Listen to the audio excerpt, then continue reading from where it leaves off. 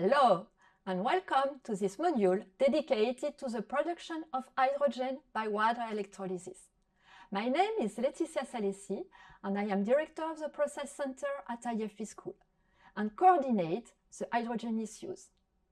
If needed, the skills given to our students about hydrogen are described on our website. Let me introduce shortly this module and begin with an anecdote. Do you know what hydrogen means? Etymologically speaking, hydrogen comes from the Greek hydro, which means water, and from gen, which means to produce. In the past, hydrogen was thought to be the natural resource for producing water. But it was never done. Today, it is the opposite direction that is being explored, as Jules Verne foresaw in 1874 in his book The Mysterious Island. I believe that water will one day be used as a fuel, that the hydrogen and oxygen that constitute it will provide an inexhaustible source of light and heat. Inexhaustible? No, but sure, an important part of tomorrow's energy mix. Producing hydrogen from water is not so easy, but has a brilliant future. As you know now, hydrogen production currently stands at 80 million tons per year, emitting 830 tons of CO2 into the atmosphere.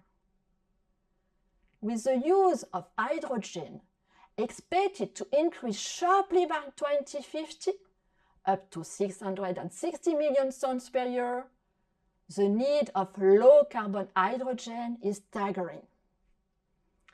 To decarbonize the hydrogen industry, we saw before the CO2 capture from the flue gases of the steam methane reforming unit. Other technologies are under development, such as biomass gasification or methane pyrolysis, which produces low-carbon hydrogen and solid carbon instead of CO2. However, the preferred route for producing low-carbon hydrogen is water electrolysis. It should develop rapidly in the near future, at least to meet the needs of today's hydrogen decarbonization. It could also meet new hydrogen demand. But if all hydrogen needs in 2050 were produced by water electrolysis, this would mean a renewable energy requirement of 3,900 gigawatts, which is enormous compared to currently installed capacity of 280 megawatts. In a few figures, 660 million tons of hydrogen per year worldwide would mean a wind turbine park 50 times larger than today's, or a surface photovoltaic panels 10 times the area of France. That is why ambitious public policies are required, but also a change of scale from 10 megawatt electrolyzer to 100 megawatt electrolyzers, manufacturing improvements, for example in the yields, and reduction of the materials degradation. All these factors will accelerate hydrogen production through water electrolysis. To date, some 350 construction projects have been identified worldwide, representing an additional installed capacity of 60 gigawatts between 2023 and 30, mainly in the following regions: Europe, Korea, Japan, Morocco, and Chile. That is the beginning of an ambitious and fast-moving plan. to understand better the electrolysis.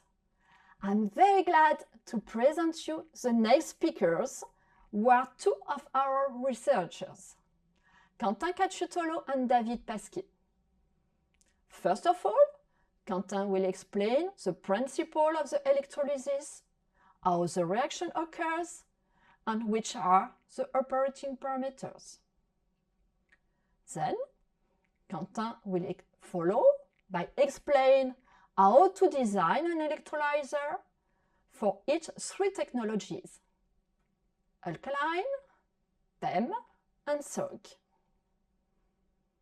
And finally, David will explain how to operate an electrolyzer properly to avoid early degradation and how to maximize the performance of the electrolyzer.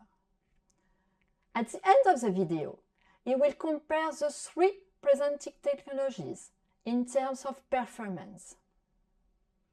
I hope this module will give you the keys to understand better the huge challenges the water electrolysis technology is facing, such as availability of raw materials and water, material degradations, efficiency, and economics.